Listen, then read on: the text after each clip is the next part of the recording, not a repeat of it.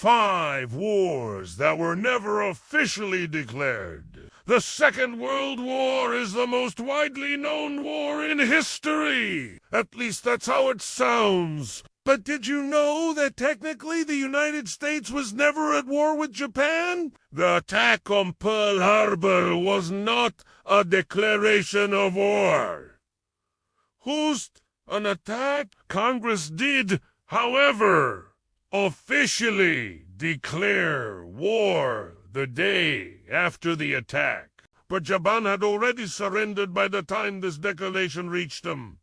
So, technically, they were never at war. But that's not the only time this has happened. The Korean War is another example. Technically, the United Nations was never at war with North Korea because they never declared war. They just participated in a UN peacekeeping mission. The same goes for the Vietnam War. The United States was involved in a conflict in Vietnam, but they were never officially at war. What about the war in Afghanistan? Well, that one's a little different. The United States did declare war on Afghanistan after 9/11. But the war lasted so long that it just sort of became accepted that we were at war with an undefined enemy. When the U.S. invaded Iraq in 2003, they didn't even bother to declare war. They just said that they had the president's authority to do so. This led to some pretty awkward situations, like when reporters asked questions about the war and the president had to pretend that he wasn't at war with a country.